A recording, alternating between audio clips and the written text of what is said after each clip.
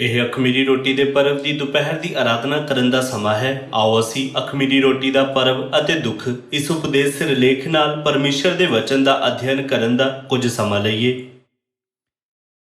ਅਖਮੀਰੀ ਰੋਟੀ ਦਾ ਪਰਵ ਦੂਸਰਾ ਸਾਲਾਨਾ ਤਿਉਹਾਰ ਹੈ ਜੋ ਪਸਾਹ ਦੇ ਅਗਲੇ ਦਿਨ ਪੈਂਦਾ ਹੈ।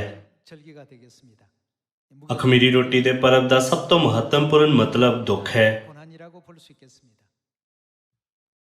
ਅੱਜ ਅਸੀਂ ਇਸ ਆਰਾਧਨਾ ਨੂੰ ਉਸੇ ਸਮੇਂ ਸ਼ੁਰੂ ਕੀਤਾ ਹੈ ਜਦੋਂ 2000 ਸਾਲ ਪਹਿਲਾਂ ਯੀਸ਼ੂ ਨੇ ਸਲੀਬ ਉੱਤੇ ਆਪਣੇ ਅੰਤਿਮ ਵਚਨ ਕਹੇ ਸੀ, ਜੋ ਕਿ ਐਲੀ ਐਲੀ ਲਾਮਾ ਸਬਕਤਾਨੀ ਸੀ, ਅਤੇ ਫਿਰ ਯੀਸ਼ੂ ਨੇ ਆਪਣਾ ਅੰਤਿਮ ਸਾਹ ਲਿਆ ਸੀ। ਉਹਨਾਂ ਨੇ ਪ੍ਰਾਚਿਤ ਦੇ ਬਲੀਦਾਨ ਦੇ ਲੇਲੇ ਦੇ ਰੂਪ 'ਚ ਸਵੇਰੇ 9 ਵਜੇ ਸਲੀਬ ਉੱਤੇ ਬਲੀਦਾਨ ਕਰਦੇ ਹੋਏ ਪੂਰੀ ਮਨੁੱਖ ਜਾਤੀ ਦੇ ਪਾਪਾਂ ਨੂੰ ਆਪਣੇ ਮੋਢਿਆਂ ਤੇ ਚੁੱਕ ਲਿਆ ਅਤੇ ਦੁਪਹਿਰ 3 ਵਜੇ ਆਪਣੀ ਆਤਮਾ ਨੂੰ ਛੱਡ ਦਿੱਤਾ ਅਤੇ ਸਵਰਗ ਦੇ ਰਾਜ ਵਿੱਚ ਮੁੜ ਗਏ। ਹਾਲਾਂਕਿ ਸਾਨੂੰ ਇਹ ਦੱਸਣ ਲਈ ਸਰਵਸ਼ਕਤੀਮਾਨ ਪਰਮੇਸ਼ਰ ਕਦੇ ਵੀ ਮੌਤ ਦੁਆਰਾ ਸੀਮਿਤ ਨਹੀਂ ਹੋ ਸਕਦੇ, ਇੱਕ ਪਲ ਲਈ ਵੀ ਨਹੀਂ। ਉਹਨਾਂ ਨੇ ਪੂਰੀ ਮਨੁੱਖ ਜਾਤੀ ਨੂੰ ਆਪਣੇ ਜੀ ਉੱਠਣ ਦੇ ਜ਼ਰੀਏ ਆਪਣੀ ਮਹਾਨ ਸਮਰਥ ਅਤੇ ਅਧਿਕਾਰ ਦਿਖਾਇਆ, ਅਤੇ ਅਸੀਂ ਆਪਣੀਆਂ ਸੰਤਾਨਾਂ ਨੂੰ ਇਹ ਕਹਿੰਦੇ ਹੋਏ ਕਿ ਭਾਵੇਂ ਸਾਡੇ ਰਾਹ ਵਿੱਚ ਕੋਈ ਵੀ ਦੁੱਖ ਅਤੇ ਸਮੱਸਿਆਵਾਂ ਆਉਣ, ਧਾਰਮਿਕਤਾ ਲਈ ਦੁਖੀ ਹੋਣਾ ਅਰਥਪੂਰਨ ਹੈ, ਅੰਤ ਤੱਕ ਕਲੇਸ਼ ਅਤੇ ਦੁੱਖਾਂ ਦੇ ਰਾਹ ਦਾ ਪਾਲਣ ਕਰਨ ਲਈ ਦੱਸਿਆ। ਵਰਤਮਾਨ ਸਮੇਂ ਵਿੱਚ ਅਸੀਂ ਸਵਰਗੀ ਪਿਤਾ ਅਤੇ ਮਾਤਾ ਜੀ ਦੀ ਇੱਛਾ ਦੀ ਆਗਿਆਕਾਰਿਤਾ ਵਿੱਚ ਸੰਸਾਰ ਦੇ ਸਾਰੇ ਲੋਕਾਂ ਅਤੇ ਜਾਤੀਆਂ ਨੂੰ ਖੁਸ਼ਖਬਰੀ ਦਾ ਪ੍ਰਚਾਰ ਕਰ ਰਹੇ ਹਾਂ। ਸਵਰਗ ਜਾਣ ਦੇ ਰਾਹ ਤੇ ਅਸੀਂ ਕਿਵੇਂ ਸਹੀ ਤਰ੍ਹਾਂ ਪਰਮੇਸ਼ਰ ਦਾ ਡਰ ਮੰਨ ਸਕਦੇ ਹਾਂ ਅਤੇ ਆਰਾਧਨਾ ਕਰ ਸਕਦੇ ਹਾਂ। ਪੂਰੇ ਸੰਸਾਰ ਵਿੱਚ ਇਸ ਤਰ੍ਹਾਂ ਦਾ ਅੰਦੋਲਨ ਸ਼ੁਰੂ ਹੋ ਰਿਹਾ ਹੈ। ਇਸ ਅੰਦੋਲਨ ਨੂੰ ਪਰਮੇਸ਼ਰ ਦੇ ਸਾਰੇ ਨਬੀਆਂ ਦੇ ਦੁਆਰਾ ਅੰਜਾਮ ਦਿੱਤਾ ਜਾ ਰਿਹਾ ਹੈ, ਜੋ ਇਹਨਾਂ ਸਿੱਖਿਆਵਾਂ ਨੂੰ ਪਹੁੰਚਾਉਣ ਲਈ ਮਹਾਨ ਕੋਸ਼ਿਸ਼ਾਂ ਕਰ ਰਹੇ ਹਨ। ਪਰਮੇਸ਼ਰ ਦੀਆਂ ਸਿੱਖਿਆਵਾਂ ਨੂੰ ਪਹੁੰਚਾਉਣ ਲਈ ਉਹ ਰਾਹ ਜਿਸ ਉੱਤੇ ਅਸੀਂ ਚੱਲ ਰਹੇ ਹਾਂ ਹਮੇਸ਼ਾ ਚੌਰਸ ਅਤੇ ਸੌਖਾ ਨਹੀਂ ਹੈ। ਕਦੀ-ਕਦੀ ਅਸੀਂ ਅਜਿਹੇ ਲੋਕਾਂ ਨੂੰ ਮਿਲਦੇ ਹਾਂ ਜੋ ਸਾਡਾ ਵਿਰੋਧ ਕਰਦੇ ਅਤੇ ਰੁਕਾਵਟ ਪਾਉਂਦੇ ਜਾਂ ਸਾਨੂੰ ਬਦਨਾਮ ਕਰਦੇ ਹਨ। ਦੂਸਰੇ ਸਮੇਂ ਵਿੱਚ ਅਸੀਂ ਅਜਿਹੇ ਲੋਕਾਂ ਨਾਲ ਮਿਲਦੇ ਹਾਂ ਜੋ ਸਾਨੂੰ ਖੁਸ਼ਖਬਰੀ ਦੇ ਕੰਮ ਨੂੰ ਪੂਰਾ ਕਰਨ ਵਿੱਚ ਮਦਦ ਕਰਦੇ ਹਨ। ਹਾਲਾਂਕਿ ਦੁੱਖ ਦੇ ਕਈ ਪਲ ਹੁੰਦੇ ਹਨ, ਪਰ ਹਮੇਸ਼ਾ ਮਸੀਹ ਦੇ ਸਲੀਬ ਦੇ ਰਾਹ ਨੂੰ ਯਾਦ ਕਰਦੇ ਹੋਏ ਜਿਸ ਉੱਤੇ ਉਹ ਸਾਡੇ ਲਈ ਚੱਲੇ, ਪਰਮੇਸ਼ਰ ਸਾਨੂੰ ਮਸੀਹ ਦੇ ਰਾਹ ਦਾ ਪਾਲਣ ਕਰਨ ਲਈ ਦੱਸਦੇ ਹਨ। ਭਾਵੇਂ ਅਸੀਂ ਕਿੰਨੀ ਵੀ ਮੁਸ਼ਕਿਲਾਂ ਅਤੇ ਕਸ਼ਟਾਂ ਦਾ ਸਾਹਮਣਾ ਕਰਦੇ ਹੋਈਏ, ਉਸ ਸਵਰਗ ਦੇ ਰਾਜ ਨੂੰ ਯਾਦ ਕਰਦੇ ਹੋਏ ਜਿੱਥੇ ਸਵਰਗੀ ਪਿਤਾ ਅਤੇ ਕਈ ਸਵਰਗੀ ਪ੍ਰਾਣੀ ਸਾਡੇ ਦੁੱਖ ਦੇ ਅੰਤਿਮ ਪਲ ਉੱਤੇ ਸਾਡੀ ਉਡੀਕ ਕਰ ਰਹੇ ਹਨ।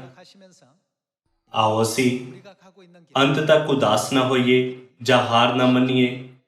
ਭਾਵੇਂ ਅਸੀਂ ਜਿਸ ਰਾਹ ਉੱਤੇ ਚੱਲ ਰਹੇ ਹਾਂ ਉਹ ਦੁੱਖ, ਕਸ਼ਟ ਅਤੇ ਦਰਦ ਨਾਲ ਭਰਿਆ ਹੋਵੇ, ਇਸ ਤਰ੍ਹਾਂ ਅਸੀਂ ਸਾਰੇ ਸਵਰਗ ਦੇ ਰਾਜ ਵਿੱਚ ਜਾਣ ਦੇ ਯੋਗ ਬਣ ਸਕਦੇ ਹਾਂ। ਆਓ ਅਸੀਂ ਮਤੀ ਅਧਿਆਇ 16 ਵਚਨ 24 ਪੜ੍ਹੀਏ।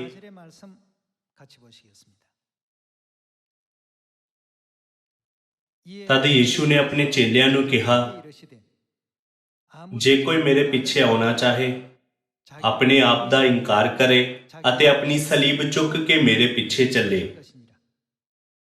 ਕਿਉਂਕਿ ਜਿਹੜਾ ਆਪਣੀ ਜਾਨ ਬਚਾਉਣੀ ਚਾਹੇ ਉਹ ਉਸ ਨੂੰ ਗਵਾ ਦੇਵੇਗਾ, ਪਰ ਜਿਹੜਾ ਮੇਰੇ ਲਈ ਆਪਣੀ ਜਾਨ ਗਵਾਏ ਉਹ ਉਸ ਨੂੰ ਲੱਭ ਲਵੇਗਾ। ਕਿਉਂਕਿ ਮਨੁੱਖ ਨੂੰ ਕੀ ਲਾਭ ਜੇ ਸਾਰੇ ਜਗਤ ਨੂੰ ਕਮਾਵੇ ਪਰ ਆਪਣੀ ਜਾਨ ਦਾ ਨੁਕਸਾਨ ਕਰੇ, ਅਥਵਾ ਮਨੁੱਖ ਆਪਣੀ ਜਾਨ ਦੇ ਬਦਲੇ ਕੀ ਦੇਵੇਗਾ। ਜਿਵੇਂ ਕਿ ਯੀਸ਼ੂ ਨੇ ਵਚਨ 24 ਵਿੱਚ ਕਿਹਾ, ਮਸੀਹ ਦੇ ਜੀਵਨ ਨੂੰ ਪਾਲਣ ਕਰਨ ਦੀ ਸ਼ਰਤ ਹੈ। ਸ਼ਰਤ ਇਹ ਹੈ ਕਿ ਸਾਨੂੰ ਆਪਣੀ ਸਲੀਬ ਚੁੱਕਣੀ ਚਾਹੀਦੀ ਹੈ ਅਤੇ ਉਹਨਾਂ ਦਾ ਪਾਲਣ ਕਰਨਾ ਚਾਹੀਦਾ ਹੈ। ਮਸੀਹ ਦੇ ਜੀਵਨ ਦਾ ਪਾਲਣ ਕਰਨ ਦਾ ਰਾਹ ਹਮੇਸ਼ਾ ਨਿਰਵਿਘਨ ਅਤੇ ਸੌਖਾ ਨਹੀਂ ਹੈ। ਅਸੀਂ ਹਮੇਸ਼ਾ ਕਈ ਮੁਸ਼ਕਿਲਾਂ ਅਤੇ ਦੁੱਖਾਂ ਦਾ ਸਾਹਮਣਾ ਕਰਦੇ ਹਾਂ। ਜੇਕਰ ਰਾਹ ਕਈ ਦੁੱਖਾਂ ਨਾਲ ਭਰਿਆ ਹੋਵੇ, ਸਾਨੂੰ ਇਹ ਕਦੇ ਵੀ ਨਹੀਂ ਭੁੱਲਣਾ ਚਾਹੀਦਾ ਕਿ ਸੱਚਮੁੱਚ ਸ਼ਾਨਦਾਰ ਅਤੇ ਵਡਿਆਈ ਨਾਲ ਭਰੀ ਦੁਨੀਆ ਜਿਸ ਨੂੰ ਪਰਮੇਸ਼ਰ ਨੇ ਸਾਡੇ ਲਈ ਤਿਆਰ ਕੀਤਾ ਹੈ, ਰਾਹ ਦੇ ਅੰਤ ਵਿੱਚ ਸਾਡੀ ਉਡੀਕ ਕਰ ਰਹੀ ਹੈ। ਸਾਨੂੰ ਕਦੇ ਵੀ ਮੁਸ਼ਕਿਲਾਂ ਤੋਂ ਹਾਰਨਾ ਨਹੀਂ ਚਾਹੀਦਾ ਅਤੇ ਕਦੀ ਹਾਰ ਨਹੀਂ ਮੰਨਣੀ ਚਾਹੀਦੀ ਅਤੇ ਕਦੇ ਵੀ ਡਿੱਗਣਾ ਨਹੀਂ ਚਾਹੀਦਾ। ਸਾਨੂੰ ਇਹ ਸੋਚਦੇ ਹੋਏ ਦੁੱਖਾਂ ਅਤੇ ਮੁਸ਼ਕਿਲਾਂ ਨੂੰ ਸਹਿਣਾ ਚਾਹੀਦਾ ਅਤੇ ਜਿੱਤ ਪ੍ਰਾਪਤ ਕਰਨੀ ਚਾਹੀਦੀ ਹੈ ਕਿ ਵਿਸ਼ਵਾਸ ਦੇ ਰਾਹ ਤੇ ਚੱਲਦੇ ਹੋਏ ਜਿਨ੍ਹਾਂ ਦਾ ਮੈਂ ਸਾਹਮਣਾ ਕਰਦਾ ਹਾਂ ਉਹ ਰਾਹ ਹੈ ਜਿਸ ਨਾਲ ਮੈਂ ਆਪਣੀ ਸਲੀਬ ਚੁੱਕ ਸਕਦਾ ਹਾਂ ਅਤੇ ਪਰਮੇਸ਼ਰ ਦਾ ਪਾਲਨ ਕਰ ਸਕਦਾ ਹਾਂ। ਆਓ ਅਸੀਂ ਪਹਿਲਾ ਪਤਰਸ ਅਧਿਆਇ 4 ਉੱਤੇ ਇੱਕ ਨਜ਼ਰ ਪਾਈਏ। ਅੱਜ ਆਓ ਅਸੀਂ ਸਖਮੀਰੀ ਰੋਟੀ ਦੇ ਪਰਬ ਉੱਤੇ ਦੁੱਖ ਬਾਰੇ ਅਧਿਐਨ ਕਰੀਏ। ਇਹ ਭੁੱਲੇ ਬਿਨਾਂ ਕਿ ਪਰਮੇਸ਼ਰ ਸਾਨੂੰ ਈਸਾਈ ਦੇ ਰੂਪ 'ਚ ਦੁਖੀ ਹੋਣ ਦੇ ਨਤੀਜੇ ਵਜੋਂ ਸਦੀਪਕ ਸਵਰਗ ਨੂੰ ਪ੍ਰਾਪਤ ਕਰਨ ਦੀ ਆਸ਼ੀਸ਼ ਦੇਣਗੇ। ਆਓ ਅਸੀਂ ਇਹਨਾਂ ਗੱਲਾਂ ਦੁਆਰਾ ਉਦਾਸ ਨਾ ਹੋਈਏ ਜਾਂ ਹਾਰ ਨਾ ਮੰਨੀਏ ਕਿ ਅਸੀਂ ਕਿੰਨਾ ਦੁੱਖਾਂ ਦਾ ਸਾਹਮਣਾ ਕਰਦੇ ਹਾਂ। ਅਧਿਆਇ 4 ਵਚਨ 12 ਵਿੱਚ ਇਹ ਲਿਖਿਆ ਹੈ, ਹੇ ਪਿਆਰਿਓ, ਜਿਹੜੀ ਬਿਪਤਾ ਦਾ ਲਾਂਬੂ ਤੁਹਾਨੂੰ ਪਰਖਣ ਲਈ ਤੁਹਾਡੇ ਉੱਤੇ ਪਿਆ ਹੈ ਉਹਨੂੰ ਅਚਰਜ ਨਾ ਮੰਨੋ। ਭਾਈ ਜੇਕਰ ਤੁਹਾਡੇ ਨਾਲ ਕੋਈ ਅਨੋਖੀ ਗੱਲ ਪਈ ਬੀਤਦੀ ਹੈ, ਸਗੋਂ ਜਿੰਨੇ ਕੁ ਤੁਸੀਂ ਮਸੀਹ ਦੇ ਦੁੱਖਾਂ ਵਿੱਚ ਸਾਂਝੀ ਹੋ ਉਹਨਾਂ ਕੋ ਆਨੰਦ ਕਰੋ। ਮਸੀਹ ਦੇ ਦੁੱਖਾਂ ਵਿੱਚ ਸਾਂਝੀ ਹੋਣਾ ਸੱਚਮੁੱਚ ਬਹੁਤ ਮਹੱਤਵਪੂਰਨ ਮਾਮਲਾ ਹੈ। ਸਗੋਂ ਜਿੰਨੇ ਕੁ ਤੁਸੀਂ ਮਸੀਹ ਦੇ ਦੁੱਖਾਂ ਵਿੱਚ ਸਾਂਝੀ ਹੋ ਉਹਨਾਂ ਕੋ ਆਨੰਦ ਕਰੋ। ਭਾਈ ਉਹਦੇ ਤੇਜ ਦੇ ਪ੍ਰਕਾਸ਼ ਦੇ ਵੇਲੇ ਵੀ ਤੁਸੀਂ ਡਾਢੇ ਆਨੰਦ ਨਾਲ ਨਿਹਾਲ ਹੋਵੋ। ਵਚਨ 14, ਜੇ ਮਸੀਹ ਦੇ ਨਾਮ ਦੇ ਕਾਰਨ ਤੁਹਾਨੂੰ ਬੋਲੀਆਂ ਵੱਜਣ ਤਾਂ ਧੰਨ ਹੋ, ਇਸ ਲਈ ਜੋ ਤੇਜ ਦਾ ਅਤੇ ਪਰਮੇਸ਼ਰ ਦਾ ਆਤਮਾ ਤੁਹਾਡੇ ਉੱਤੇ ਠਹਿਰਦਾ ਹੈ। ਸਾਰੇ ਦੁੱਖ ਜਿਨ੍ਹਾਂ ਦਾ ਅਸੀਂ ਸਾਹਮਣਾ ਕਰਦੇ ਹੋਏ ਆਏ ਹਾਂ ਅਤੇ ਬਲੀਦਾਨ ਜੋ ਅਸੀਂ ਮਸੀਹ ਦੇ ਵਡਿਆਈ ਭਰੇ ਜੀਵਨ ਨੂੰ ਈਸਾਈ ਦੇ ਰੂਪ ਵਿੱਚ ਪਾਲਣ ਕਰਦੇ ਹੋਏ ਕੀਤਾ ਹੈ, ਦੁੱਖ ਅਤੇ ਬਲੀਦਾਨ ਦੇ ਰੂਪ ਵਿੱਚ ਨਹੀਂ ਮੰਨਿਆ ਜਾਣਾ ਚਾਹੀਦਾ। ਆਤਮਿਕ ਦ੍ਰਿਸ਼ਟੀਕੋਣ ਤੋਂ ਉਹ ਸ਼ਾਨਦਾਰ ਮੈਡਲ ਦੇ ਰੂਪ 'ਚ ਮੰਨੇ ਜਾਂਦੇ ਹਨ। ਕਿਉਂਕਿ ਅਸੀਂ ਸਰੀਰਕ ਦੇਹ ਵਿੱਚ ਹਾਂ, ਇਸ ਕਰਕੇ ਅਜਿਹੇ ਦੁੱਖਾਂ ਨੂੰ ਸਹਿਣਾ ਮੁਸ਼ਕਿਲ ਹੈ। ਇਸ ਲਈ ਕਦੀ-ਕਦੀ ਅਸੀਂ ਥੱਕੇ ਹੋਏ, ਨਿਰਾਸ਼ਾ ਵਿੱਚ ਜਾਂ ਤਣਾਅ ਵਿੱਚ ਮਹਿਸੂਸ ਕਰਦੇ ਹਾਂ ਅਤੇ ਉਸ ਰਾਹ ਤੋਂ ਬਚਣ ਦੀ ਵੀ ਕੋਸ਼ਿਸ਼ ਕਰਦੇ ਹਾਂ। ਹਾਲਾਂਕਿ ਸਾਡੇ ਪਰਮੇਸ਼ਰ ਕਹਿੰਦੇ ਹਨ, ਜੇਕਰ ਤੁਸੀਂ ਮੇਰੇ ਪਿੱਛੇ ਚੱਲਣਾ ਚਾਹੁੰਦੇ ਹੋ, ਜੇਕਰ ਤੁਸੀਂ ਸੱਚਮੁੱਚ ਮੇਰੇ ਪਿੱਛੇ ਉਸ ਜਗ੍ਹਾ ਜਾਣਾ ਚਾਹੁੰਦੇ ਹੋ ਜਿੱਥੇ ਮੈਂ ਜਾ ਰਿਹਾ ਹਾਂ, ਤਦ ਤੁਹਾਨੂੰ ਆਪਣੀ ਸਲੀਬ ਚੁੱਕਣੀ ਚਾਹੀਦੀ ਹੈ ਅਤੇ ਮੇਰੇ ਪਿੱਛੇ ਚੱਲਣਾ ਚਾਹੀਦਾ ਹੈ। ਪਰਮੇਸ਼ਰ ਕਹਿੰਦੇ ਹਨ, ਉਹ ਜੋ ਆਪਣੀ ਸਲੀਬ ਲੈ ਕੇ ਨਹੀਂ ਚੱਲਦੇ ਉਹ ਅੰਤ ਤੱਕ ਮੇਰੇ ਪਿੱਛੇ ਨਹੀਂ ਚੱਲ ਸਕਦੇ। ਇਸ ਲਈ ਭਾਵੇਂ ਅਸੀਂ ਕਿਸੇ ਵੀ ਤਰ੍ਹਾਂ ਦੀਆਂ ਮੁਸ਼ਕਿਲਾਂ ਤੇ ਕਸ਼ਟਾਂ ਦਾ ਸਾਹਮਣਾ ਕਰੀਏ, ਆਓ ਅਸੀਂ ਜਦੋਂ ਤੱਕ ਇਹ ਖੁਸ਼ਖਬਰੀ ਸਾਮਰੀਆ ਤੇ ਧਰਤੀ ਦੇ ਬੰਨੇ ਤੀਕਰ ਪ੍ਰਚਾਰ ਨਾ ਕੀਤੀ ਜਾਵੇ ਅਤੇ ਜਦੋਂ ਤੱਕ ਅਸੀਂ ਆਪਣੇ ਗੁਆਚੇ ਹੋਏ ਭਰਾਵਾਂ ਤੇ ਭੈਣਾਂ ਨੂੰ ਨਾ ਲੱਭ ਲਈਏ, ਤਦ ਤੱਕ ਧਾਰਮਿਕਤਾ ਲਈ ਸਾਰੇ ਦੁੱਖਾਂ ਨੂੰ ਖੁਸ਼ੀ-ਖੁਸ਼ੀ ਅਪਣਾਈਏ। ਯਿਸੂ ਨੇ ਧਨੀ ਮਨੁੱਖ ਅਤੇ ਲਾਜ਼ਰ ਦੇ ਦ੍ਰਿਸ਼ਟਾਂਤ ਦੁਆਰਾ ਦੁੱਖ ਦੇ ਇੱਕ ਉਦਾਹਰਣ ਬਾਰੇ ਸਮਝਾਇਆ ਹੈ। ਧਨੀ ਮਨੁੱਖ ਬਿਨਾਂ ਕਿਸੇ ਦੁੱਖ ਦੇ ਜੀਵਨ ਜਿਉਂਦਾ ਸੀ, ਜਦਕਿ ਲਾਜ਼ਰ ਦੁੱਖ ਨਾਲ ਭਰਿਆ ਜੀਵਨ ਜਿਉਂਦਾ ਸੀ। ਧਰਤੀ ਤੇ ਰਹਿੰਦੇ ਹੋਏ ਤੂੰ ਬਿਨਾਂ ਦੁੱਖ ਦਾ ਜੀਵਨ ਗੁਜ਼ਾਰਿਆ, ਜਦਕਿ ਲਾਜ਼ਰ ਨੇ ਬਹੁਤ ਦੁੱਖ ਨਾਲ ਜੀਵਨ ਗੁਜ਼ਾਰਿਆ। ਇਸ ਲਈ ਕਿ ਇਹ ਉਚਿਤ ਨਹੀਂ ਹੈ ਕਿ ਤੂੰ ਅਨੰਤ ਅੱਗ ਦੀ ਝੀਲ 'ਚ ਦੁੱਖ ਵਿੱਚ ਤੜਪ ਰਿਹਾ ਹੈ, ਜਦਕਿ ਲਾਜ਼ਰ ਹੁਣ ਅਨੰਤ ਸਵਰਗ ਦੇ ਰਾਜ ਵਿੱਚ ਆਰਾਮ ਪਾ ਰਿਹਾ ਹੈ। ਜਦੋਂ ਯਿਸੂ ਨੇ ਧਨੀ ਮਨੁੱਖ ਅਤੇ ਲਾਜ਼ਰ ਦੇ ਦ੍ਰਿਸ਼ਟਾਂਤ ਦੁਆਰਾ ਦੱਸਿਆ, ਤਦ ਉਹਨਾਂ ਨੇ ਉਹਨਾਂ ਲੋਕਾਂ ਵਿਚਕਾਰ ਜੋ ਧਰਤੀ ਉੱਤੇ ਦੁੱਖ ਭਰਿਆ ਜੀਵਨ ਜਿਉਂਦੇ ਹਨ, ਉਹਨਾਂ ਲੋਕਾਂ ਨੂੰ ਅਲੱਗ ਕੀਤਾ ਜੋ ਬਿਨਾਂ ਕਿਸੇ ਦੁੱਖ ਦੇ ਸਿਰਫ ਆਰਾਮ ਅਤੇ ਆਨੰਦ ਦਾ ਪਿੱਛਾ ਕਰਦੇ ਹੋਏ ਜੀਵਨ ਜਿਉਂਦੇ ਹਨ। ਇਸ ਦ੍ਰਿਸ਼ਟਾਂਤ ਜ਼ਰੀਏ ਅਸੀਂ ਸਮਝ ਸਕਦੇ ਹਾਂ ਕਿ ਯਿਸੂ ਨੇ ਸਾਨੂੰ ਇਹ ਦੱਸਣ ਲਈ ਜਾਗਰੂਕ ਕੀਤਾ ਕਿ ਸਾਨੂੰ ਈਸਾਈਆਂ ਦੇ ਰੂਪ 'ਚ ਸੱਚੀ ਅਤੇ ਸਦੀਪਕ ਆਸ਼ੀਸ਼ਾਂ ਨੂੰ ਪ੍ਰਾਪਤ ਕਰਨ ਲਈ ਕਿਸ ਤਰ੍ਹਾਂ ਦਾ ਜੀਵਨ ਜਿਉਣਾ ਚਾਹੀਦਾ ਹੈ। ਫਿਰ ਇੱਕ ਮਸੀਹ ਦੀ ਜ਼ਿੰਦਗੀ ਇਸ ਤਰ੍ਹਾਂ ਦੇ ਦੁੱਖਾਂ ਨਾਲ ਕਿਉਂ ਹੈ? ਆਓ ਅਸੀਂ ਪਹਿਲਾ ਪਤਰਸ ਅਧਿਆਇ 5 ਵਚਨ 9 ਵਿੱਚ ਸਿੱਖਿਆ ਦੇਖੀਏ। ਤੁਸੀਂ ਆਪਣੀ ਨੇਚਾ ਵਿੱਚ ਤਕੜੇ ਹੋ ਕੇ ਉਹਦਾ ਸਾਹਮਣਾ ਕਰੋ, ਇਹ ਜਾਣ ਕੇ ਜੋ ਤੁਹਾਡੇ ਗੁਰੂ ਭਾਈ ਜਿਹੜੇ ਜਗਤ ਵਿੱਚ ਹਨ ਉਹਨਾਂ ਨੂੰ ਵੀ ਇਹੋ ਦੁੱਖ ਸਹਿਣੇ ਪੈਂਦੇ ਹਨ ਅਤੇ ਧਰਮ ਕਿਰਪਾਲੂ ਪਰਮੇਸ਼ਰ ਜੀ ਨੇ ਤੁਹਾਨੂੰ ਆਪਣੇ ਸਦੀਪਕ ਤੇਜ ਲਈ ਮਸੀਹ ਵਿੱਚ ਸੱਦਿਆ। ਜਦ ਤੁਸੀਂ ਥੋੜਾ ਚਿਰ ਦੁੱਖ ਭੋਗ ਲਿਆ ਤਾਂ ਆਪੇ ਤੁਹਾਨੂੰ ਕਾਮਿਲ, ਕਾਇਮ ਅਤੇ ਤਕੜਿਆ ਕਰੇਗਾ। ਪਰਾਕਰਮ ਜੁਗੋ ਜੁਗ ਉਸੇ ਦਾ ਹੋਵੇ, ਆਮੀਨ। ਇੱਥੇ ਇਹ ਕਹਿੰਦਾ ਹੈ ਕਿ ਸਾਡੇ ਦੁੱਖਾਂ ਦੁਆਰਾ ਜਿਨ੍ਹਾਂ ਦਾ ਅਨੁਭਵ ਕਰਦੇ ਹਾਂ, ਪਰਮੇਸ਼ਰ ਸਾਨੂੰ ਕਾਮਿਲ ਅਤੇ ਤਕੜਿਆ ਕਰਦੇ ਹਨ ਅਤੇ ਸਾਨੂੰ ਮਜ਼ਬੂਤ ਰਹਿਣ ਅਤੇ ਵਿਸ਼ਵਾਸ ਵਿੱਚ ਸਥਿਰ ਰਹਿਣ ਲਈ ਸਮਰਥੀ ਬਣਾਉਂਦੇ ਹਨ।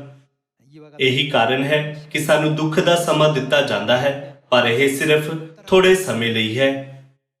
ਇਸ ਲਈ ਰਸੂਲਾਂ ਦੇ ਕਰਤੱਵ ਅਧਿਆਇ 14 ਦੇ ਅਨੁਸਾਰ ਪਰਮੇਸ਼ਰ ਦੇ ਰਾਹ ਤੇ ਅਸੀਂ ਕਿੰਨਾ ਗੱਲਾਂ ਦਾ ਸਾਹਮਣਾ ਕਰ ਰਹੇ ਹਾਂ। ਅਸੀਂ ਕਈ ਮੁਸ਼ਕਿਲਾਂ ਤੋਂ ਗੁਜ਼ਰ ਰਹੇ ਹਾਂ। ਜੇਕਰ ਅਸੀਂ ਆਪਣੇ ਵਿਸ਼ਵਾਸ ਤੇ ਜੀਵਨ ਨੂੰ ਅੱਧੇ ਮਨ ਨਾਲ ਜਿਉਂਦੇ ਹਾਂ, ਤਦ ਅਸੀਂ ਪਥਰੀਲੇ ਅਤੇ ਔਖੇ ਰਾਹ ਤੇ ਜਾਣ ਤੋਂ ਟਾਲ ਸਕਦੇ ਹਾਂ। ਪਰ ਜੇਕਰ ਅਸੀਂ ਉਸ ਰਾਹ ਤੇ ਚੱਲਣ ਲਈ ਦ੍ਰਿੜ ਹਾਂ ਜਿਸ ਤੇ ਮਸੀਹ ਪੂਰੇ ਮਨ ਨਾਲ ਚੱਲੇ ਸੀ, ਸਾਨੂੰ ਆਪਣੀ ਸਲੀਬ ਚੁੱਕਣ ਵਿੱਚ ਸਮਰਥੀ ਹੋਣਾ ਚਾਹੀਦਾ ਹੈ, ਭਾਵੇਂ ਉਹ ਵੱਡੀ ਹੋਵੇ ਚਾਹੇ ਛੋਟੀ। ਆਓ ਅਸੀਂ ਰਸੂਲਾਂ ਦੇ ਕਰਤੱਵ ਅਧਿਆਇ 14 ਵਿੱਚ ਇੱਕ ਹੋਰ ਵਚਨ ਦੇਖੀਏ। ਆਓ ਅਸੀਂ ਅਧਿਆਇ 14 ਵਚਨ 22 ਪੜ੍ਹੀਏ। ਅਰ ਚੇਲਿਆਂ ਦੇ ਮਨਾਂ ਨੂੰ ਤਕੜੇ ਕਰਦੇ ਹੋਏ ਅਰ ਇਹ ਉਪਦੇਸ਼ ਦਿੰਦੇ ਸਨ ਕਿ ਨੇਚਾ ਵਿੱਚ ਬਣੇ ਰਹੋ। ਅਰ ਕਿਹਾ, ਭਾਈ ਅਸੀਂ ਬਹੁਤ ਵਿਪਤਾ ਸਹਿ ਕੇ ਪਰਮੇਸ਼ਰ ਦੇ ਰਾਜ ਵਿੱਚ ਵੜਨਾ ਹੈ। ਇਸ ਉਪਦੇਸ਼ ਦੀ ਸ਼ੁਰੂਆਤ ਵਿੱਚ ਮੈਂ ਇਹ ਕਿਹਾ ਸੀ ਕਿ ਪਰਮੇਸ਼ਰ ਸਾਨੂੰ ਸਵਰਗ ਦੇ ਰਾਜ ਵਿੱਚ ਜਾਣ ਲਈ ਇੱਕ ਸ਼ਰਤ ਦਿੰਦੇ ਹਨ। ਉਹ ਸ਼ਰਤ ਇਹ ਹੈ ਕਿ ਸਾਨੂੰ ਬਹੁਤ ਕਸ਼ਟਾਂ ਤੋਂ ਗੁਜ਼ਰਨਾ ਪਵੇਗਾ। ਉਹ ਲੋਕ ਜੋ ਸੱਚਾ ਤੇ ਇਮਾਨਦਾਰ ਈਸਾਈ ਦਾ ਜੀਵਨ ਜਿਉਂਦੇ ਹਨ, ਕਦੀ-ਕਦੀ ਆਪਣੇ ਪਰਿਵਾਰ, ਆਪਣੇ ਗੁਆਂਢੀਆਂ ਅਤੇ ਆਪਣੀ ਜਾਣ ਪਛਾਣ ਵਾਲਿਆਂ ਤੋਂ ਅਤੇ ਸਮਾਜ ਤੋਂ ਵੀ ਕਈ ਮੁਸ਼ਕਿਲਾਂ ਦਾ ਸਾਹਮਣਾ ਕਰਦੇ ਹਨ। ਬਹੁਤ ਸਾਰੀਆਂ ਰੁਕਾਵਟਾਂ ਹਨ ਜੋ ਸਾਨੂੰ ਵੱਖ-ਵੱਖ ਤਰੀਕਿਆਂ ਤੋਂ ਪਰਤਾਉਂਦੀਆਂ ਰਹਿੰਦੀਆਂ ਹਨ। ਹਾਲਾਂਕਿ ਸਾਨੂੰ ਉਹਨਾਂ ਰੁਕਾਵਟਾਂ ਨੂੰ ਟਾਲਣਾ ਨਹੀਂ ਚਾਹੀਦਾ ਜਾਂ ਮਸੀਹ ਵਿੱਚ ਆਪਣੇ ਵਿਸ਼ਵਾਸ ਨੂੰ ਤਿਆਗਣਾ ਨਹੀਂ ਚਾਹੀਦਾ। ਸਾਨੂੰ ਇਹ ਸਮਝਣਾ ਚਾਹੀਦਾ ਹੈ ਕਿ ਜੇਕਰ ਅਸੀਂ ਉਹਨਾਂ ਦੇ ਦੁਆਰਾ ਸਵੈ ਵਿਸ਼ਵਾਸ ਨਾਲ ਚੱਲਦੇ ਹਾਂ, ਤਦ ਸਾਡੇ ਸਾਹਮਣੇ ਲਾਲ ਸਮੁੰਦਰ ਇੱਕ ਰੁਕਾਵਟ ਨਹੀਂ ਹੋਵੇਗਾ, ਬਲਕਿ ਸਾਡੀ ਮੰਜ਼ਿਲ ਲਈ ਇੱਕ ਲਾਜ਼ਮੀ ਸ਼ਾਰਟਕਟ ਹੋਵੇਗਾ। ਲਾਲ ਸਮੁੰਦਰ ਜੋ ਸਾਡੇ ਰਾਹ ਨੂੰ ਬੰਦ ਕਰਦਾ ਹੈ, ਉਹ ਸਾਡੇ ਲਈ ਇੱਕ ਵੱਡਾ ਦੁੱਖ ਅਤੇ ਰੁਕਾਵਟ ਹੈ। ਪਰ ਜਦੋਂ ਸਾਡੇ ਕੋਲ ਪਰਮੇਸ਼ਰ ਉੱਤੇ ਸਹੀ ਵਿਸ਼ਵਾਸ ਹੁੰਦਾ ਹੈ, ਲਾਲ ਸਮੁੰਦਰ ਜੋ ਕਦੀ ਸਾਡੇ ਲਈ ਇੱਕ ਰੁਕਾਵਟ ਹੁੰਦਾ ਸੀ, ਉਹ ਦੁਬਾਰਾ ਇੱਕ ਰੁਕਾਵਟ ਜਾਂ ਵੈਰੀ ਨਹੀਂ ਰਹਿੰਦਾ, ਪਰ ਇਹ ਸਾਡੇ ਲਈ ਖੋਲ੍ਹਿਆ ਗਿਆ ਕਿਰਪਾ ਨਾਲ ਭਰਪੂਰ ਮੁਕਤੀ ਦਾ ਰਾਸਤਾ ਬਣ ਜਾਂਦਾ ਹੈ ਅਤੇ ਹੁਣ ਸਾਡਾ ਸਹਿਯੋਗੀ ਹੈ। ਲਾਲ ਸਮੁੰਦਰ ਦੇ ਵਾਂਗ ਰੁਕਾਵਟ ਵੀ ਇੱਕ ਹਥਿਆਰ ਬਣ ਜਾਵੇਗੀ ਜੋ ਸਾਡੇ ਵੈਰੀਆਂ ਨੂੰ ਨਸ਼ਟ ਕਰ ਸਕੇਗੀ। ਸਾਨੂੰ ਇਸ ਤੇ ਵਿਸ਼ਵਾਸ ਕਰਨਾ ਚਾਹੀਦਾ ਹੈ। ਇਸ ਲਈ ਵਰਤਮਾਨ ਦੁੱਖ ਜਾਂ ਦਰਦ ਦੇ ਰੂਪ 'ਚ ਸਮਾਪਤ ਨਹੀਂ ਹੁੰਦੇ, ਪਰ ਇਸ ਦੇ ਬਜਾਏ ਇੱਕ ਆਸ਼ੀਸ਼ ਹੈ।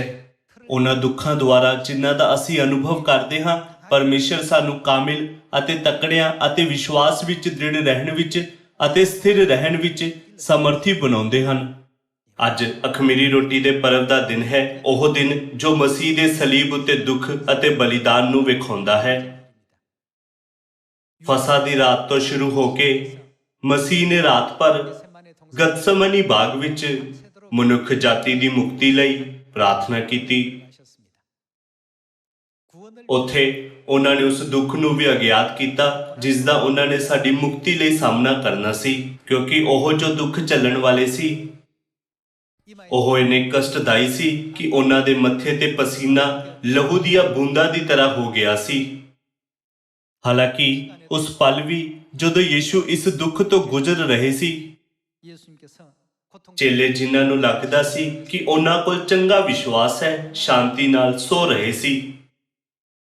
ਯੀਸ਼ੂ 3 ਵਾਰ ਉਹਨਾਂ ਕੋਲ ਆਏ ਅਤੇ ਉਹਨਾਂ ਨੂੰ ਜਗਾਇਆ ਕਿ ਤੁਸੀਂ ਮੇਰੇ ਲਈ ਇੱਕ ਘੜੀ ਵੀ ਨਹੀਂ ਜਾਗ ਸਕੇ ਜਦ ਕਿ ਮੈਂ ਦੁੱਖ ਵਿੱਚ ਹਾਂ। ਚੇਲਿਆਂ ਨੇ ਉਸ ਦੁੱਖ ਨੂੰ ਟਾਲਿਆ ਅਤੇ ਆਰਾਮ ਨਾਲ ਸੋ ਰਹੇ ਸੀ। ਯੀਸ਼ੂ ਆਏ ਅਤੇ ਉਹਨਾਂ ਨੂੰ ਜਗਾਇਆ ਅਤੇ ਉਹਨਾਂ ਨੂੰ ਦੱਸਿਆ ਕਿ ਜਾਗਦੇ ਰਹੋ ਅਤੇ ਪ੍ਰਾਰਥਨਾ ਕਰਦੇ ਰਹੋ ਕਿ ਤੁਸੀਂ ਪ੍ਰੀਖਿਆ ਵਿੱਚ ਨਾ ਪਾਓ। ਉਹ ਦੂਸਰੀ ਵਾਰ ਦੁਬਾਰਾ ਆਏ ਅਤੇ ਵੇਖਿਆ ਕਿ ਉਹ ਦੁਬਾਰਾ ਸੁੱਤੇ ਹੋਏ ਸੀ। ਯੀਸ਼ੂ ਨੇ ਉਹਨਾਂ ਨੂੰ ਦੁਬਾਰਾ ਜਗਾਇਆ। ਉਹਨਾਂ ਨੂੰ ਇਹ ਕਹਿਣ ਤੋਂ ਬਾਅਦ ਕਿ ਪ੍ਰਾਰਥਨਾ ਕਰਦੇ ਰਹੋ ਕਿ ਤੁਸੀਂ ਪ੍ਰੀਖਿਆ 'ਚ ਨਾ ਪਾਓ, ਉਹ ਤੀਸਰੀ ਵਾਰ ਪ੍ਰਾਰਥਨਾ ਕਰਨ ਲਈ ਚਲੇ ਗਏ। ਜਦੋਂ ਉਹ ਪ੍ਰਾਰਥਨਾ ਕਰਨ ਤੋਂ ਬਾਅਦ ਵਾਪਸ ਆਏ, ਉਹ ਦੁਬਾਰਾ ਫਿਰ ਸੋ ਰਹੇ ਸੀ। ਸਾਰੇ ਲੋਕੋ, ਅਸੀਂ ਇਸ ਤਰ੍ਹਾਂ ਦੇ ਲੋਕ ਹਾਂ। ਭਾਵੇਂ ਸਵਰਗੀ ਪਿਤਾ ਅਤੇ ਮਾਤਾ ਜੀ ਦੁੱਖ ਤੋਂ ਗੁਜ਼ਰ ਰਹੇ ਹੋਣ, ਅਸੀਂ ਉਹਨਾਂ ਦੀ ਸੰਤਾਨ ਹਮੇਸ਼ਾ ਕਸ਼ਟਾਂ ਤੋਂ ਬਚਣ ਦੀ ਕੋਸ਼ਿਸ਼ ਕਰਦੇ ਹਾਂ ਅਤੇ ਹਮੇਸ਼ਾ ਸ਼ਾਂਤੀ ਅਤੇ ਸੁਸ਼ੀਲਤਾ ਨਾਲ ਜੀਵਨ ਜਿਉਣ ਦੀ ਕੋਸ਼ਿਸ਼ ਕਰਦੇ ਹਾਂ। ਪਰ ਆਓ ਅਸੀਂ ਇਸ ਅਖਮੀਰੀ ਰੋਟੀ ਦੇ ਪਰਵ ਦੇ ਦੁਆਰਾ ਇੱਕ ਵਾਰ ਫਿਰ ਪਿਤਾ ਦੇ ਦੁੱਖਾਂ ਨੂੰ ਯਾਦ ਕਰੀਏ। ਉਹ ਸਾਡੇ ਲਈ, ਆਪਣੀਆਂ ਸੰਤਾਨਾਂ ਲਈ ਪਸਾਹ ਤੋਂ ਬਾਅਦ ਅਖਮੀਰੀ ਰੋਟੀ ਦੇ ਪਰਵ ਦੁਆਰਾ ਤੜਕੇ ਤੋਂ ਹੀ ਦੁਖੀ ਸੀ। ਯੀਸ਼ੂ ਨੂੰ 30 ਚਾਂਦੀ ਦੇ ਸਿੱਕਿਆਂ ਲਈ ਯਹੂਦਾ ਇਸਕਰਿਓਤੀ ਦੁਆਰਾ ਵੇਚਿਆ ਗਿਆ ਸੀ ਅਤੇ 3 ਵਾਰ ਪਤਰਸ ਦੁਆਰਾ ਇਨਕਾਰ ਵੀ ਕੀਤਾ ਗਿਆ ਅਤੇ ਹੋਰ ਸਾਰਿਆਂ ਚੇਲਿਆਂ ਦੁਆਰਾ ਤਿਆਗ ਦਿੱਤੇ ਜਾਣ ਦੇ ਦੁੱਖ ਦਾ ਅਨੁਭਵ ਕੀਤਾ ਸੀ। ਕੋਈ ਵੀ ਅਜਿਹਾ ਵਿਅਕਤੀ ਨਹੀਂ ਸੀ ਜੋ ਯੀਸ਼ੂ ਦੇ ਹੱਕ ਵਿੱਚ ਖੜਾ ਸੀ ਅਤੇ ਉਹਨਾਂ ਦੀ ਮਦਦ ਕੀਤੀ। ਜਦੋਂ ਭੀੜ ਨੂੰ ਯੀਸ਼ੂ ਅਤੇ ਇੱਕ ਡਾਕੂ ਵਿੱਚੋਂ ਚੁਣਨ ਦਾ ਮੌਕਾ ਦਿੱਤਾ ਗਿਆ ਸੀ, ਤਦ ਭੀੜ ਨੇ ਯੀਸ਼ੂ ਦੀ ਜਗ੍ਹਾ ਡਾਕੂ ਦਾ ਪੱਖ ਲਿਆ ਅਤੇ ਉਹਨਾਂ ਨੂੰ ਅਸਵੀਕਾਰ ਕਰ ਦਿੱਤਾ। ਇਸ ਤਰ੍ਹਾਂ ਉਹ ਸਮਾਜ ਦੁਆਰਾ ਸਵੀਕਾਰ ਨਹੀਂ ਕੀਤੇ ਗਏ। ਭਾਵੇਂ ਉਹਨਾਂ ਕੋਲ ਕੋਈ ਪਾਪ ਨਹੀਂ ਸੀ, ਫਿਰ ਵੀ ਉਹ ਭਿਆਨਕ ਦੁੱਖ ਤੋਂ ਲੰਘੇ ਅਤੇ ਸਵੇਰੇ 9 ਵਜੇ ਸਲੀਬ ਉੱਤੇ ਚੜਾਏ ਗਏ ਸੀ। ਉਹਨਾਂ ਨੇ ਯੀਸ਼ੂ ਦੇ ਸਿਰ ਤੇ ਕੰਡਿਆਂ ਦਾ ਤਾਜ ਪਹਿਨਾਇਆ। ਉਹਨਾਂ ਦੇ ਆਲੇ ਦੁਆਲੇ ਦੇ ਲੋਕਾਂ ਨੇ ਉਹਨਾਂ ਉੱਤੇ ਥੁੱਕਿਆ, ਉਹਨਾਂ ਦਾ ਮਜ਼ਾਕ ਉਡਾਇਆ ਅਤੇ ਇੱਥੋਂ ਤੱਕ ਕਿ ਉਹਨਾਂ ਦੇ ਕੱਪੜਿਆਂ ਨੂੰ ਵੰਡ ਕੇ ਉਹਨਾਂ ਦੀ ਬੇਇੱਜ਼ਤੀ ਕੀਤੀ ਗਈ। ਪਰ ਕਿਉਂਕਿ ਇਹ ਰਾਹ ਉਹਨਾਂ ਦੀਆਂ ਸੰਤਾਨਾਂ ਦੀ ਮੁਕਤੀ ਲਈ ਸੀ, ਉਹਨਾਂ ਨੇ ਸਭ ਕੁਝ ਸਹਿਣ ਕੀਤਾ ਅਤੇ ਧੀਰਜ ਨਾਲ ਉਸ ਰਾਹ ਤੇ ਚੱਲੇ। ਮਸੀਹ ਸਵੇਰੇ 9 ਵਜੇ ਸਲੀਬ ਉੱਤੇ ਲਟਕਾਏ ਗਏ ਸੀ ਅਤੇ ਸਲੀਬ ਉੱਤੇ ਦੁਪਹਿਰ 3 ਵਜੇ ਅੰਤਿਮ ਸਾਹ ਲਿਆ ਅਤੇ ਮਰ ਗਏ। ਪਵਿੱਤਰ ਕੈਲੰਡਰ ਦੇ ਅਨੁਸਾਰ ਇਹ ਸਾਰੀਆਂ ਗੱਲਾਂ 2000 ਸਾਲ ਪਹਿਲਾਂ ਫਸਾ ਤੋਂ ਲੈ ਕੇ ਅਖਮੀਰੀ ਰੋਟੀ ਦੇ ਪਰਵ ਵਿੱਚ ਹੋਈਆਂ ਸੀ, ਜਿਸ ਨੂੰ ਅੱਜ ਅਸੀਂ ਮਨਾ ਰਹੇ ਹਾਂ। ਸਾਨੂੰ ਇਹ ਨਹੀਂ ਸੋਚਣਾ ਚਾਹੀਦਾ ਕਿ ਇਹ ਕੁਝ ਅਜਿਹਾ ਹੈ ਜੋ 2000 ਸਾਲ ਪਹਿਲਾਂ ਇਤਿਹਾਸ ਵਿੱਚ ਹੋਇਆ ਸੀ ਅਤੇ ਬਾਈਬਲ ਵਿੱਚ ਲਿਖਿਆ ਗਿਆ ਸੀ। ਇਸ ਦੀ ਬਜਾਏ ਸਾਡੇ ਪ੍ਰਤੀ ਪਰਮੇਸ਼ਰ ਦੇ ਬਿਨਾਂ ਸ਼ਰਤ ਦੇ ਪਿਆਰ ਨੂੰ ਮਹਿਸੂਸ ਕਰਨਾ ਚਾਹੀਦਾ ਹੈ। ਅੱਜ ਇਸ ਅਖਮੀਰੀ ਰੋਟੀ ਦੇ ਪਰਵ ਤੇ ਸਾਨੂੰ ਇਹ ਨਹੀਂ ਭੁੱਲਣਾ ਚਾਹੀਦਾ ਕਿ ਪਿਤਾ ਅਤੇ ਮਾਤਾ ਜੀ ਉਹਨਾਂ ਸਾਰੇ ਕਸ਼ਟਾਂ ਦੇ ਬਾਵਜੂਦ ਜਿਨ੍ਹਾਂ ਤੋਂ ਉਹ ਗੁਜ਼ਰੇ ਸੀ, ਸਿਰਫ ਸਾਡੀ ਮੁਕਤੀ ਚਾਹੁੰਦੇ ਹਨ। ਅਸੀਂ ਖੁਦ ਵੀ ਆਪਣੇ ਗੁਆਚੇ ਹੋਏ ਭਰਾਵਾਂ ਅਤੇ ਭੈਣਾਂ ਨੂੰ ਮੁਕਤੀ ਵੱਲ ਲਿਜਾਂਦੇ ਹੋਏ ਕੁਝ ਕਸ਼ਟਾਂ ਅਤੇ ਦੁੱਖਾਂ ਦਾ ਅਨੁਭਵ ਕਰਦੇ ਹਾਂ। ਯਹੂਦਾ ਇਸਕਰਿਓਤੀ ਨੇ ਯੀਸ਼ੂ ਨੂੰ ਧੋਖਾ ਦਿੱਤਾ ਸੀ ਅਤੇ ਪਤਰਸ ਨੇ ਉਹਨਾਂ ਦਾ ਇਨਕਾਰ ਕੀਤਾ ਸੀ।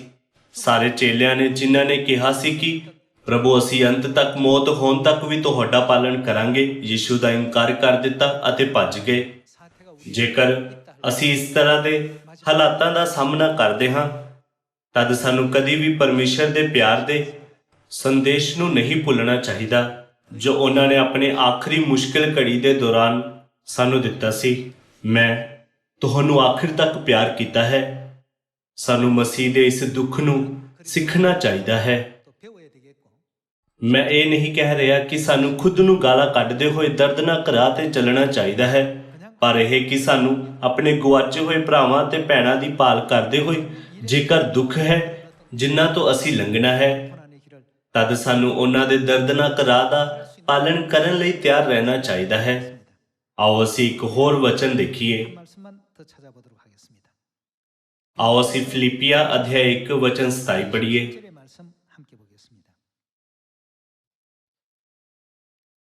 ਨਿਰੀ ਤੁਸੀਂ ਮਸੀਹ ਦੀ ਖੁਸ਼ਖਬਰੀ ਦੇ ਯੋਗ ਚਾਲ ਚੱਲੋ, ਇਸ ਲਈ ਜੋ ਮੈਂ ਭਾਵੇਂ ਆਣ ਕੇ ਤੁਹਾਨੂੰ ਮਿਲਾਂ, ਭਾਵੇਂ ਤੁਹਾਤੋਂ ਪੁਰਖੇ ਹੋਵਾਂ, ਪਰ ਤੁਹਾਡੀ ਇਹ ਸਿੱਖਿਆ ਸੁਣਾ, ਭਾਵੇਂ ਤੁਸੀਂ ਇੱਕੋ ਆਤਮਾ ਵਿੱਚ ਦ੍ਰਿੜ ਅਤੇ ਇੱਕ ਮਨ ਹੋ ਕੇ ਖੁਸ਼ਖਬਰੀ ਦੀ ਨੇਚਾ ਲਈ ਯਤਨ ਕਰਦੇ ਅਤੇ ਇਸ ਗੱਲ ਵਿੱਚ ਵਿਰੋਧੀਆਂ ਤੋਂ ਨਹੀਂ ਡਰਦੇ ਹੋ, ਜਿਹੜਾ ਉਹਨਾਂ ਲਈ ਨਾਸ਼ ਦਾ ਪੱਕਾ ਨਿਸ਼ਾਨ ਹੈ, ਪਰ ਤੁਹਾਡੀ ਮੁਕਤੀ ਦਾ, ਅਤੇ ਇਹ ਪਰਮੇਸ਼ਰ ਦੀ ਵੱਲੋਂ ਹੈ।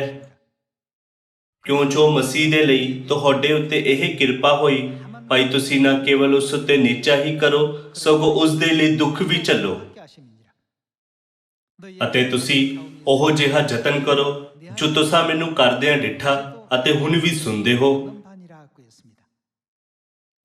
ਪਰਮੇਸ਼ਰ ਨੇ ਸਾਨੂੰ ਨਾ ਸਿਰਫ ਮਸੀਹ ਤੇ ਵਿਸ਼ਵਾਸ ਕਰਨ ਦੀ ਕਿਰਪਾ ਹੀ ਪ੍ਰਦਾਨ ਕੀਤੀ ਹੈ, ਬਲਕਿ ਸਾਨੂੰ ਉਹਨਾਂ ਦੇ ਦੁੱਖ ਦੀ ਕਿਰਪਾ ਵੀ ਪ੍ਰਦਾਨ ਕੀਤੀ ਹੈ। ਸਾਡੇ ਰਾਹ ਵਿੱਚ ਭਾਵੇਂ ਜਿੰਨੇ ਮਰਜ਼ੀ ਦੁੱਖ ਕਿਉਂ ਨਾ ਹੋਣ, ਆਓ ਅਸੀਂ ਮਸੀਹ ਦਾ ਇਨਕਾਰ ਨਾ ਕਰੀਏ, ਪਰ ਵਿਸ਼ਵਾਸ ਕਰੀਏ ਕਿ ਸਵਰਗੀ ਪਿਤਾ ਅਤੇ ਸਵਰਗੀ ਮਾਤਾ ਜੀ ਸਾਡੇ ਪਿਤਾ ਅਤੇ ਸਾਡੇ ਮਾਤਾ ਜੀ ਹਨ। ਆਓ ਅਸੀਂ ਸਿਯੋਨ ਦੀ ਅਜਿਹੀ ਸੰਤਾਨ ਬਣੀਏ ਜੋ ਸਾਰੀ ਮਨੁੱਖ ਜਾਤੀ ਲਈ ਪਿਤਾ ਅਤੇ ਮਾਤਾ ਜੀ ਬਾਰੇ ਪ੍ਰਚਾਰ ਕਰਦੇ ਹਨ ਅਤੇ ਉਹਨਾਂ ਦੀ ਮੁਕਤੀ ਵੱਲ ਅਗਵਾਈ ਕਰਦੇ ਹਨ। ਅਖਮੀਰੀ ਰੋਟੀ ਦੇ ਪਰਵ ਦੇ ਦੁਆਰਾ ਪਰਮੇਸ਼ਰ ਨੇ ਸਾਨੂੰ ਇਹ ਮਹਿਸੂਸ ਕਰਾਇਆ ਕਿ ਦੁੱਖ ਕਦੀ ਬੁਰਾ ਨਹੀਂ ਹੁੰਦਾ, ਅਤੇ ਇਹ ਕਿ ਪਰਮੇਸ਼ਰ ਸਾਨੂੰ ਦੁੱਖ ਦੇ ਜ਼ਰੀਏ ਵਿਨਾਸ਼ ਵੱਲ ਲਿਜਾਣ ਦਾ ਇਰਾਦਾ ਨਹੀਂ ਰੱਖਦੇ, ਪਰ ਪਰ ਇਹ ਸਾਨੂੰ ਵਧੇਰੇ ਮਹਿਸੂਸ ਕਰਾਉਣ ਲਈ, ਸਿੱਧ ਬਣਾਉਣ ਲਈ ਇੱਕ ਜ਼ਰੂਰੀ ਪ੍ਰਕਿਰਿਆ ਹੈ, ਕਿਉਂਕਿ ਮਸੀਹ ਨੇ ਸਲੀਬ ਚੁੱਕਣ ਦੁਆਰਾ ਪਹਿਲਾਂ ਦੁੱਖਾਂ ਦੀ ਇੱਕ ਮਿਸਾਲ ਕਾਇਮ ਕੀਤੀ। ਆਓ ਅਸੀਂ ਵੀ ਆਪਣੀ ਸਲੀਬ ਚੁੱਕੀਏ, ਭਾਵੇਂ ਉਹ ਵੱਡੀ ਹੋਵੇ ਜਾਂ ਛੋਟੀ, ਅਤੇ ਬਿਨਾਂ ਕਿਸੇ ਸ਼ਿਕਾਇਤ ਜਾਂ ਬੁੜਬੁੜਾਉਣ ਦੇ ਧੰਨਵਾਦ ਨਾਲ ਭਰੇ ਦਿਲ ਤੋਂ ਉਸ ਰਾਹ ਤੇ ਚੱਲੀਏ, ਤਾਂ ਜੋ ਅਸੀਂ ਸਾਰੇ ਸਵਰਗੀ ਪਰਿਵਾਰ ਦੇ ਮੈਂਬਰ ਸਵਰਗ ਦੇ ਰਾਜ ਤੱਕ ਪਹੁੰਚ ਸਕੀਏ। ਇਸ ਦੇ ਦੁਆਰਾ ਮੈਂ ਅੱਜ ਦੁਪਹਿਰ ਦੀ ਆਰਾਧਨਾ ਦਾ ਉਪਦੇਸ਼ ਸਮਾਪਤ ਕਰਨਾ ਚਾਹੁੰਦਾ ਹਾਂ। ਤੁਹਾਡਾ ਬਹੁਤ ਬਹੁਤ ਧੰਨਵਾਦ।